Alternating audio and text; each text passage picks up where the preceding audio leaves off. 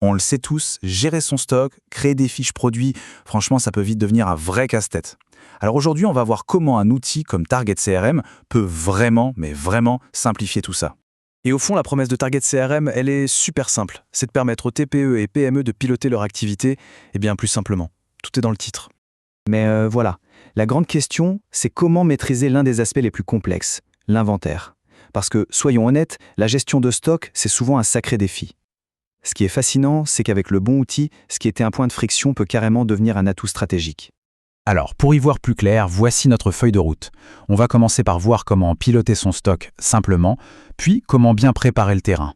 Ensuite, on verra la création d'une fiche article, la gestion des variations, puis le stock en pleine action, et on terminera avec une vision à 360 degrés.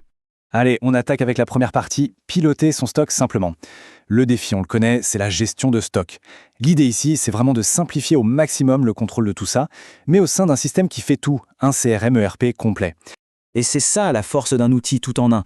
Imaginez un peu le suivi des clients, la gestion des achats et du stock, la facturation, les stats, les rapports, et même la planification des projets, tout, absolument tout, est au même endroit. C'est la fin des allers-retours entre 10 logiciels différents, tout est centralisé, tout communique. Bon, maintenant qu'on a vu la vue d'ensemble, passons à la pratique. Section 2, préparer le terrain.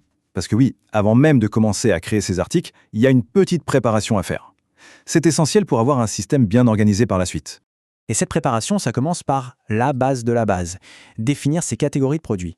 On peut imaginer une arborescence à 2 niveaux, c'est très flexible. C'est vraiment ça qui va poser les fondations pour avoir un inventaire super bien structuré et surtout dans lequel il est facile de s'y retrouver. Ok, les catégories sont en place. Maintenant, le cœur du sujet. On va créer une fiche article. C'est là qu'on transforme un objet physique, un produit, en un véritable actif numérique dans le système. Et là, c'est un point super intéressant. Il n'y a pas qu'une seule façon de gérer un article. Il y en a 5. Que l'on gère un stock direct, des produits avec des numéros de série uniques, ou même des services qui n'ont pas de stock, et il y a une option. On peut aussi gérer des packs, des articles vendus ensemble, ou des produits gérés par lot pour la traçabilité. C'est vraiment pensé pour s'adapter à toutes les réalités d'une entreprise. Et bien sûr, une fiche produit sans visuel, c'est un peu triste, non? On sait tous qu'une bonne image, ça peut tout changer.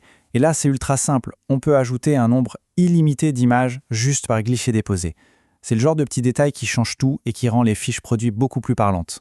Allez, on passe à la section 4 et on aborde un sujet qui peut vite devenir un vrai casse-tête, les variations.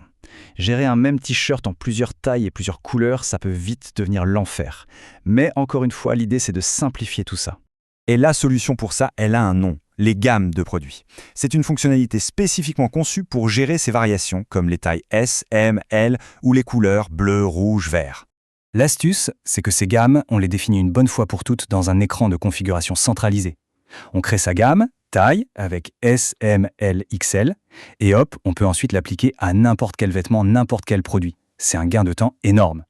Et voilà concrètement ce que ça donne. À gauche, on a une matrice super claire qui permet de définir le stock pour chaque variante.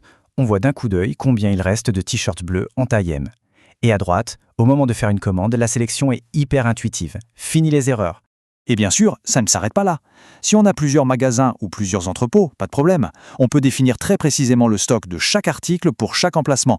C'est indispensable pour avoir une vision juste. Bon, on a créé nos articles, on a géré nos variations, c'est bien beau tout ça. Mais le plus important, c'est de voir comment ça vit au quotidien, comment le stock bouge en fonction des ventes et des achats. C'est ce qu'on va voir dans cette 5e partie, le stock en action. Imaginez, on est en train de faire un devis ou une commande pour un client. Quand on ajoute un article, on voit instantanément son niveau de stock. C'est simple, mais ça change tout. Ça évite la situation classique de vendre un produit qu'on n'a plus en stock. Fini les mauvaises surprises. Et là, il y a un détail de fonctionnement qui est super important. Le stock n'est pas décompté n'importe quand. Il est affecté, il est mis à jour uniquement quand on valide une livraison ou une facture. C'est une sécurité. Ça veut dire que tant que la commande n'est pas confirmée et expédiée, le stock ne bouge pas. C'est logique et ça évite beaucoup d'erreurs. Et la gestion de stock, ce n'est pas juste compter combien il reste de produits. C'est aussi la traçabilité. Et ça, c'est la clé. On peut gérer le service après-vente, les garanties, suivre des articles par numéro de série, lier un produit à un fournisseur spécifique. On a un historique complet de la vie du produit, de son achat à sa vente. C'est hyper puissant. Ok, on a vu la création, la gestion, l'action. On arrive à la dernière étape, la plus stratégique, la vision à 360 degrés. Comment toutes ces données qu'on a collectées se transforment en décisions intelligentes. parce que toutes ces informations sur le stock, les ventes, les achats, elles ne restent pas dans leur coin. Le système les compile et les transforme en tableau de bord en temps réel, en analyse des ventes, en rapports super détaillés. On peut même avoir la valorisation de son inventaire à tout moment. En gros, ce sont des outils d'aide à la décision. Et c'est tout ça mis bout à bout qui permet d'avoir cette fameuse vision à 360 degrés. On ne pilote plus à l'aveugle, on a une vue complète et cohérente de toute son activité. Alors, on peut se poser la question, et si cette vision à 360 degrés, c'était justement la clé pour aller plus loin?